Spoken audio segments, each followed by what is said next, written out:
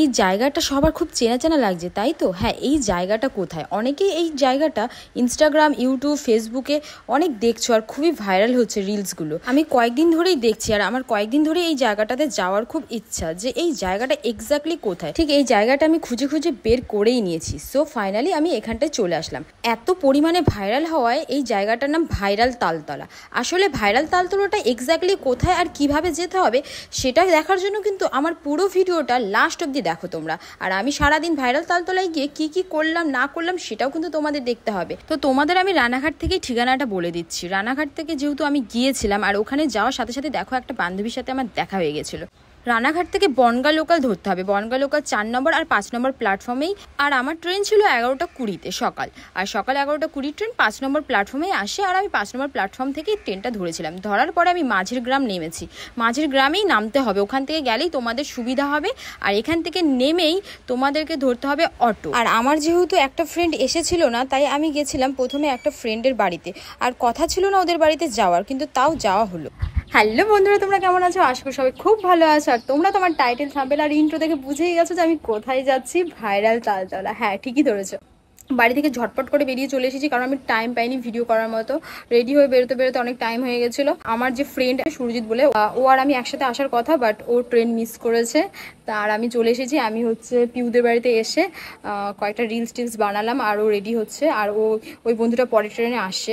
তো তারপর আমরা 3 জন এখান থেকে বেরিয়ে যাব। আর কিভাবে আসছি সেটা কিন্তু লাস্ট অব্দি দেখলে তোমরা বুঝতে পারবে ভাইরাল তালতলাটা এক্স্যাক্টলি কোথায়।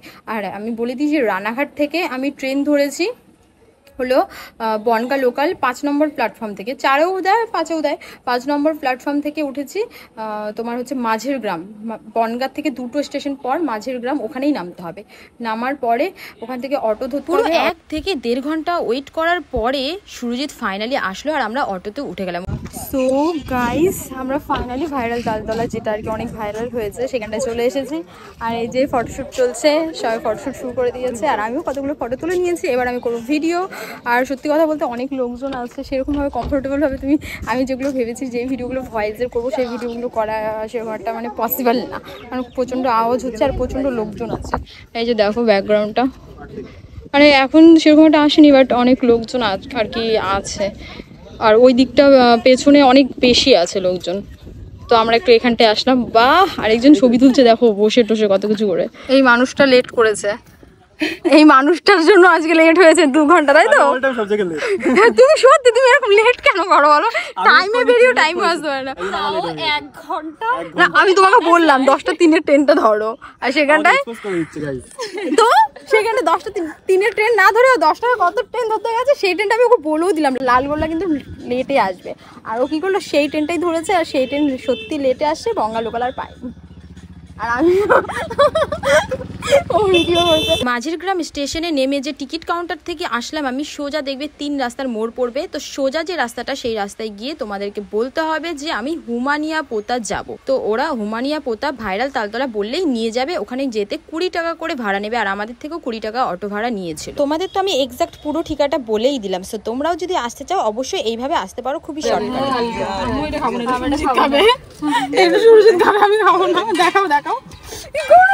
এটা তোমার জন্য, তুমি খাও।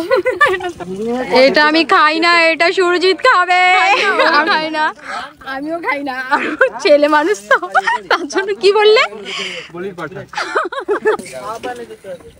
এই যে ও হচ্ছে ওটা খাচ্ছে, ওটা আমরা খাই না, কারণ ওটা বেশি ফ্রাই হয়নি। আর এটা হচ্ছে ফ্রাই হয়েছে, ফুল ফ্রাই। সব খায় আসলেও গলির ভাষা হচ্ছে এখানটায়, আদৌ কিছু না। আগে খাইনি কিন্তু এরকম কাঁচা কাঁচা খায় না।